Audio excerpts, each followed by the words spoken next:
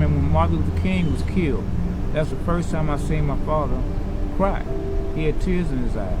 And he kept asking over and over again, why did they kill that man? He said, that man never did nothing to nobody. Why they kill him? So you growing up with all that.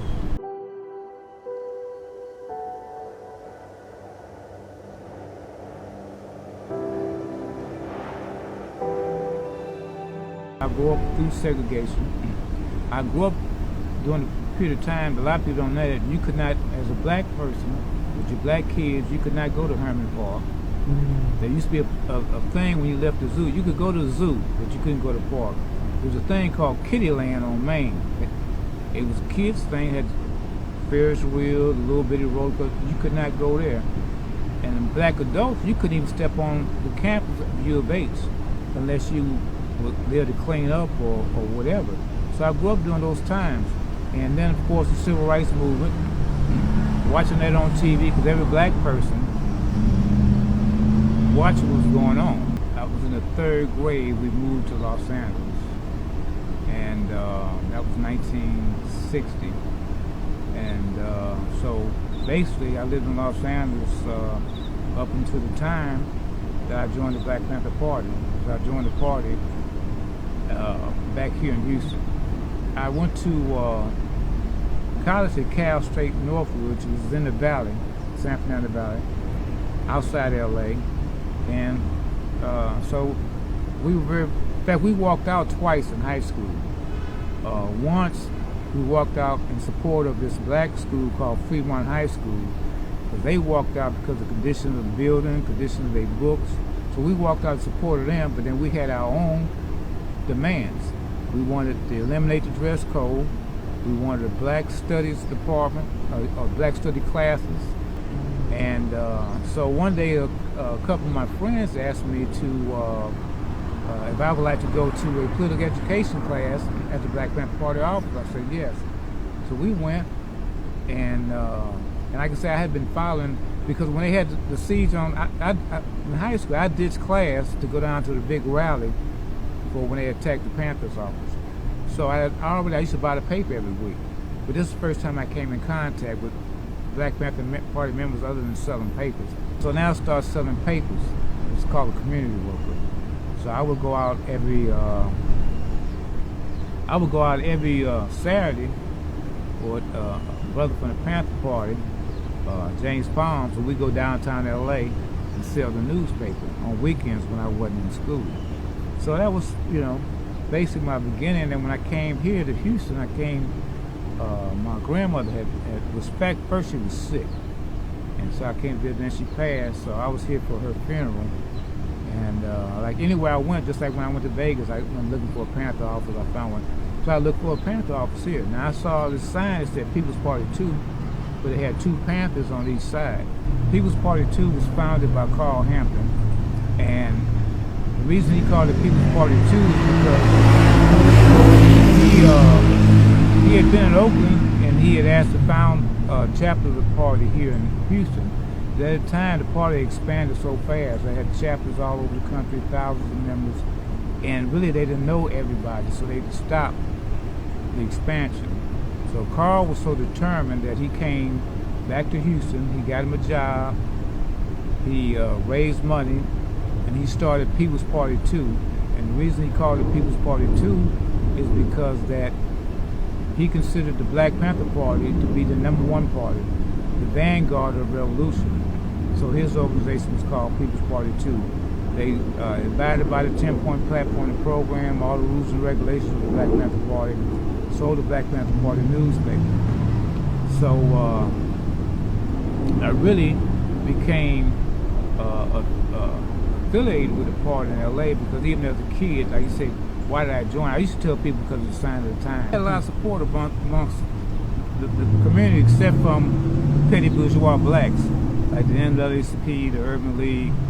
Just like Martin Luther King, a lot of people don't realize this, that 60% of the preachers in the South didn't like Martin Luther King. They say, man, you pushing the issue, you need to quiet down. And that was the same thing with us. That's what they said. Well, y'all need to, be pushing it, just let it, so, but in the community, we had a lot of support. And not just in the black community, but in communities, across. It's like, I remember we had it wasn't ours, it was a rally, anti-war rally at Herman Park. Marched from downtown to Herman Park. And the people that organized said, oh, we want the Panthers up front. We want the Panthers up front. So we had a lot of support, except from, just like our breakfast program. Reverend Smith from Mount Boyd Baptist Church is where we had the breakfast program. Now, we had one before. We had to open up in this joint on down called the Hole in the Wall, because we went to all these churches in 3rd Ward and got turned down. And Reverend Smith and these other ministers with Reverend Smith, they interviewed him. They said that he had let the devil in his church. So from that perspective, but the people, especially with the program, people love us. And people don't even know this. The senior fair on Metro, it was the Black Panther Party that pushed that. We pushed that. We got signatures and signatures and signatures and went before city councils and went before the Metro board and got the fair, senior fair. The Black Panther Party did that. The paper, because we said you had to educate to liberate. And also the paper was the lifeblood of the party, because that's where a lot of our funds came from. But it's like 25 cents or whatever. And on the back of every paper, mainly would be art by Emory Douglas, who's still alive, who still travels all around the world with his art. It would always be, a lot of people would buy it just to see what he put, And with Emory, it would always be about something that was going on right then. It wouldn't be about something, he didn't keep a stack of pictures somewhere and just pull them out.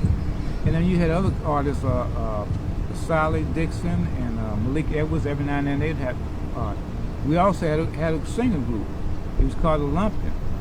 And they were like the Temptations or something, but they sang revolutionary songs. They had steps and they had the, band and the whole thing. Then you had Elaine Brown had a couple albums.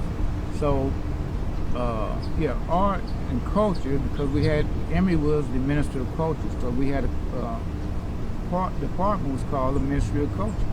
So like I was a photographer, we had a photography department, we had people that laid out the newspaper, we had the artists, so that was the Ministry of Culture, because it's very important, because a lot of people, especially in the black communities, don't know how to read. People don't realize that.